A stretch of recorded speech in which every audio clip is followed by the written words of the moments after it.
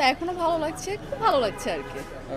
কি কাজের জন্য আজকে মূলত অ্যাওয়ার্ড নিচ্ছেন? পাচ্ছেন? আহ আমি যেহেতু অ্যাক্ট্রেস, তো অ্যাক্ট্রেসের ক্যাটাগরি থেকে অ্যাওয়ার্ড দেওয়া হচ্ছে। এ ঈদে ঈদে আপনার কি নাটক আসতেছে বা দর্শক আপনার কি নাটক দেখতে পারবেন?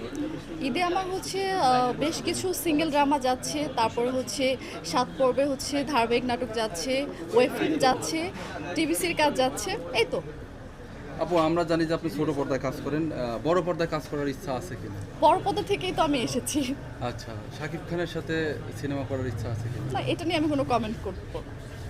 কেন শাকিব খান কি নায়ক হিসেবে আপনার জন্য পারফেক্ট না? Obviously perfect.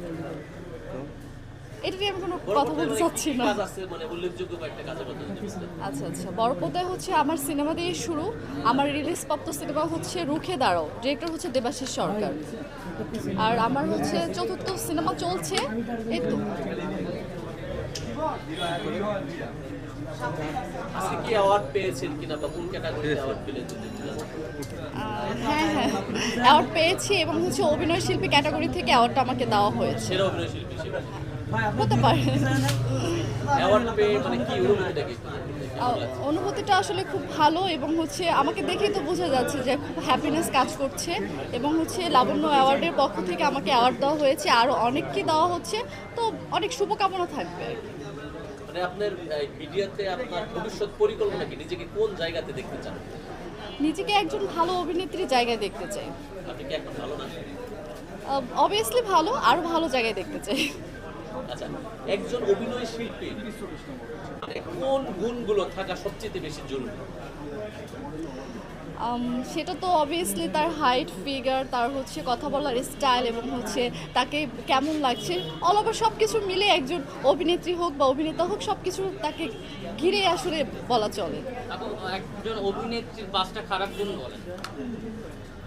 ফার্স্টে খারাপ আচ্ছা, সেটা হতে পারে যেমন অনেক কিছু হতে পারে, এখন কি স্পেসিফিকভাবে কি বলবো। এগুলো 3টা বলেন 3টা খারাপ গুণ। কি কি হতে পারে? আসলে আমরা সবসময় ভালো দিকটাই তো ক্যারি করি, খারাপ দিক আসলে আসে না। তাহলে 3টা ভালো গুণ বলেন। আমার ক্ষেত্রে যদি বলি তাহলে আমি খুব হাসতে ভালোবাসি এবং হচ্ছে আমি খুব মিশুক টাইপের এবং খুব কোঅপারেটিভ। আপু আমি জানি যে আপনি এখনো বিয়ে করেন। বিয়ে করার জন্য কেমন পাত্র খুঁজছেন? বিয়ে করার জন্য আপাতত কাউকেই খুঁজছি না। কেমন পাত্র পছন্দ আপনার?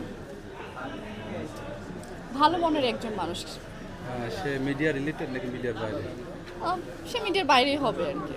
আচ্ছা, মিডিয়া রিলেটেড হলে, যেহেতু আপনি মিডিয়া রিলেটেড হলে সমস্যা নেই। এটা তো কোনো প্রবলেম নেই, বাট দেখা যাক আর কি। আপু আপনি তো দেখতে মাসাল্লাহ অনেক সুন্দর। লাইফে কতগুলো প্রেমের অফার পেয়েছেন?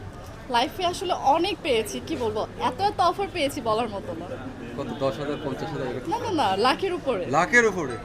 আচ্ছা, কতগুলো সাড়া দিয়েছে? একটাও সারা দেয়নি।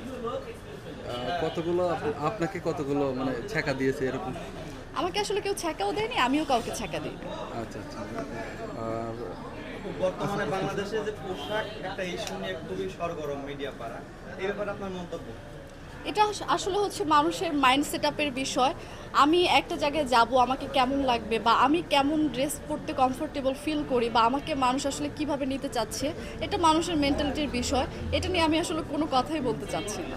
আচ্ছা, আপনি যেহেতু একজন আর্টিস্ট, একটু বলবেন যে আসলে বর্তমানে নুসরাত ফারিয়া কাণ্ডে যে একটা ঘটনা ঘটে গেছে, তিনি একজন শিল্পী। আসলে আমাদের শিল্পী সমাজে মানে শিল্পী তো সবাই আয়না স্বরূপ, সবাই দল মত নির্বিশেষে সবাই শিল্পীকে ভালোবাসে। সেক্ষেত্রে এই যে শিল্পী মানে জেল খাটলো বা জেলে গেল, আসলে এই বিষয়টা আপনি কীভাবে দেখেন? আসলে প্রত্যেকটা শিল্পী এক একটা হচ্ছে ফুলের মতো। জি। ফুলকে যত যত্ন করা হবে ফুল তত আরো বেশি ফুটবে, আরো বেশি গ্রো করবে। আর ফুলটাকে যখন হচ্ছে আমরা একটা জেলখানার ভিতরে আবদ্ধ করে রাখবো বা একটা ঘরের ভিতরে আবদ্ধ করে রাখবো, তখন কিন্তু সেই ফুলটা মরে যাবে। তো আসলে আর্টিস্টদের উচিত এমন কিছু না করা যেটার জন্য একটা সময় বাইন্ডিংসের মধ্যে পড়তে হয়। তার নানান কারণ থাকতে পারে, তো এটা আসলে বলা মুশকিল। মানে এই যে মুজিব সিনেমায় তিনি অভিনয় করেছেন শেখ হাসিনা চরিত্রে, আসলে এই বিষয়টা মানে কেমন কেমন হয় আসলে আর্টিস্ট হিসেবে যেহেতু একজন শিল্পী যে কোনো চরিত্রে অভিনয় করতে পারে, তো এই বিষয়টা আপনি কীভাবে দেখেন? এটা আসলে আমি পজিটিভভাবেই দেখি। দেখুন, আমি একটা মেয়ে মানুষ, আমি একজন মানুষ, সো আমাকে যে কোনো ক্যারেক্টারই, একজন রিক্সাওয়ালার ক্যারেক্টার প্লে করতে হতে পারে, একজন ফকিরের ক্যারেক্টার প্লে করতে হতে পারে, বা একজন প্রধানমন্ত্রীর ক্যারেক্টার প্লে করতে হতে পারে।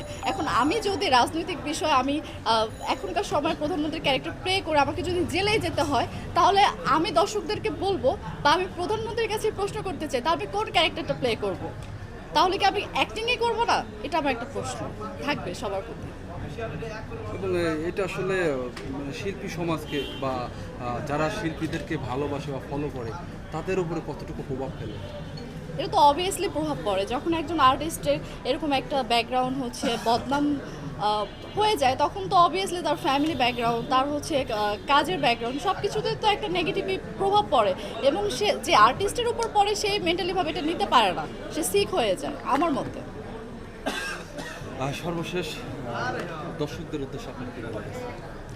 দর্শকদের উদ্দেশ্যে একটা কথাই বলবো, দর্শকরা হচ্ছে আমাদের প্রাণ।